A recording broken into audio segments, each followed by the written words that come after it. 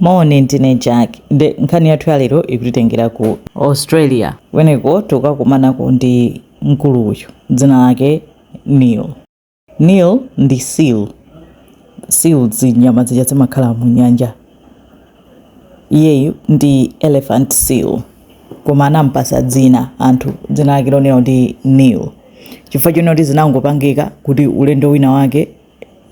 seal inatuluka mnyanja paja zimatha kutuluka nyanja zimakhala pa beach yeti pa mtunda basi kuma nanala pamenepo nde Neil mamota azingokhala pa beach ngati anzake iyeyo amapeza kuti wanyamuka ulendo mpaka na ukafika mtauni ende akafika mizi ya anthu ku Australia mu mzinda wa Tasmania. Nde Neil akafika komwe kuli anthu amapanga za kusaweruzika kumeneko amapanga za matama kwa basi eti Neil ndi baby seal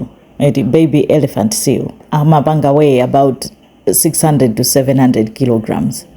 ndi akadali mwana pamene seal ikakula kwambiri chikafikapo pa size yake ngati adult lachikulu amafika mpaka na 3 to 4000 kilograms kuchita weigh ndi elephant seal ndi chinyama chachikulu kwambiri nde akakhala mu nyanja masil amatha kupita pansi amachita swim kusambira kupita pansi kwambiri deep amatha kufika 2000 meters deep komanso masil amatha kukhala pansi pa nyanja 2 hours osavuma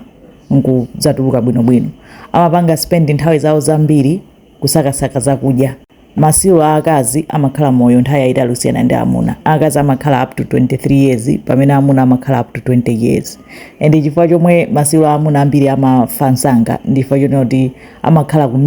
kumenyanira na azimayi kumenyanira na atsikana achisiru ndi zinyama zoti basi zimangokhala zimaupeza zimadya nsomba koma chaka chilichonse anthu anazolowera mpaka anasanduka celebrity. Neil amapezeka kuti wanyamuka akudziduduluza ulendo wa mtauni akafika umeneko amaphwanya zinthu anthu ndi amapita kukamuzungulira kuma mujambula koma amauzidwa kuti musamuyandikire chifukwa as much as zili zosangalatsa patali ndi chinyama choopsa kwambiri chikhoza kupha munthu ndi amauzidwa kuti adzitalikira akafuna kupanga matama kwambiri ya Neil amadziduduluza kukakhala pakati pa msewu busy traffic pa highway basi kugona tulo pamenepo basi azikuonona mkonono anthu akuonerera mpaka na apolisi amapita akachinge misewu kuna kuti magalimoto asatani asamugunde amayimisa traffic kapena kupeza njira ina kupanga divert kuti magalimoto adzere njira ina mpaka na adzukepo Neilwo akadzuka aziduduluzaso auna kuti apita kuti pena anthu amangotutumuka mpesa ali mu garden mwawo basi nthawi ikakwana anyamukanso azibwerera wao ulendo wake uko amampanga guide azimblokera mwina mbali zina kuti basi mpaka na abwerere alowaso mu nyanja akatero apita kale ndikuti Neil adzatulukiranso khalaka anamuzolowera amamudziwa kuti Neil ndi celebrity wawo